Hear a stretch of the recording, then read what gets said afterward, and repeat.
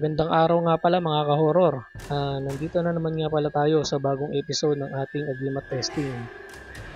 Bali sa video ito ay pass muna tayo dun sa mga pag-testing na gamit yung patalim at saka baril. Sa video ito ay magpapakita tayo ng mga sikat na antingero na kung saan ay ipapakilala nila yung mga medalyon nila na buhay. Pero bago natin ipakita ang mga video nila sa ginawa nilang pag-testing sa kanilang mga medalyon, paano nga ba natin malalaman kung ang isang medalyon ay buhay? So ayon sa aking pagsasaliksik, malalaman mo raw ang iyong medalyon kung buhay kapag ito ay hawak mo at ito ay nag-iinit. Tapos isa pang paraan ay kapag hawak mo ito ay tumitibok na parang pulso ng isang buhay na tao. At ang isa pa ay halimbawa na ikaw ay may pupuntahang isang lugar at naiwan mo ang iyong medalyon sa iyong bahay, ay hindi ka mapapakali. Ang dahilan daw doon ay kasi ang buhay ng medalyon ay konektado na rin sa buhay mo.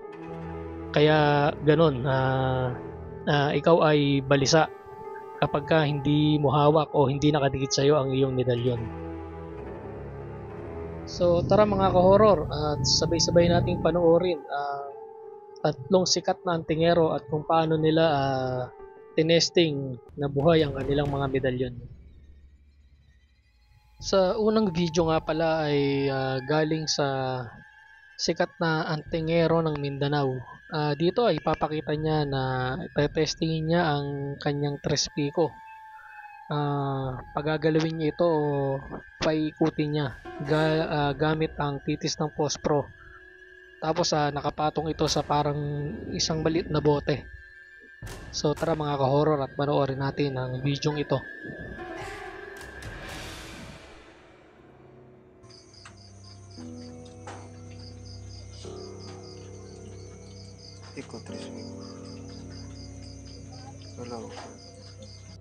Mapapansin natin mga ka-horror na merong binibigkas na salita yung nagte-testing na tila inuutusan niya yung tres pico na gumalaw o umikot. Galaw, tres pico. Galaw, ikot. Kita mo sa video, tres pico. Ayan. Tres pico naman ikot. Umikot pa. Sa ikalawang video naman ay galing kay antingerong Apo de Ox. Dito ay tetestingin niya ang kanyang San Benito. Pagagalawin niya rin ito, paikutin niya gamit ang isang plato. Bali nakapatong ito sa isang plato at gagamitan niya rin ng titis ng pospro katulad nung sa antingero ng Mindanao. So tara panoorin natin mga ka-horror ang video ito. Ngayon, sa mga po sa ating lahat ngayon, kung nakikita niyo po itong ating hawak, ayan, si San Benito, medalyon ni San Benito, ayan. At susubukan natin siyang paikutin kung ito nga po ay mapapasunod natin gamit lang itong posporo. Ayan po. Ayan. Ikutin natin. Ayan po. Kung siya nga po ay sobrang mabisa. Ayan.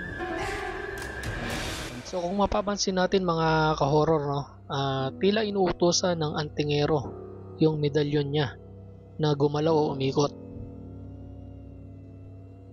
San Benito, ayan, umikot ka, ikot, ikot, sige, ikot, kita mo, umikot ka, oops, sige, ikot pa, oops, ikot, ikot, sige, umikot ka, oops, ikot, ikot, ikot, sige, oops, sige, oops, ayan, balik, balik, balik, balik, oops, bumalik ka, bumalik ka, bumalik ka,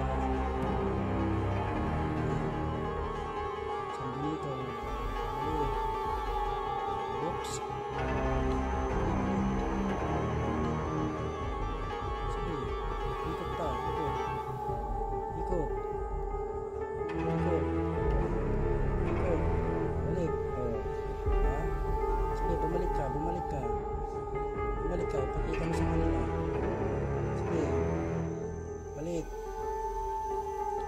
balik.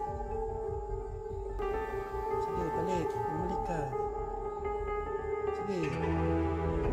Balik. Oops. Sige. Oops, humarap ka na rito. Kung mapapansin natin mga ka-horror, halos parehas ng ginamit ng pan-testing itong una tsaka pangalawang antingero. Gumamit siya ng titis ng posporo.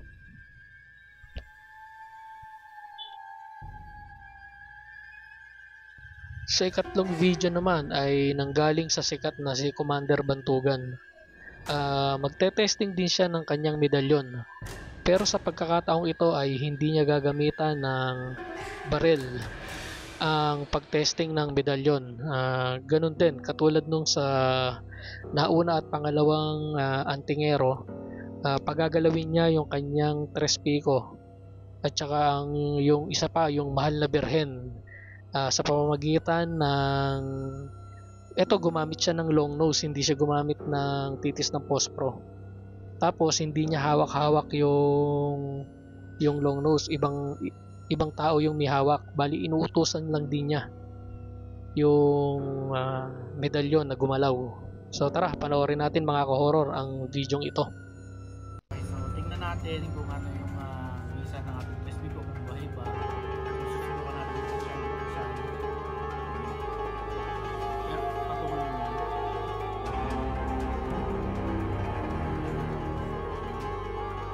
Test ko, galaw.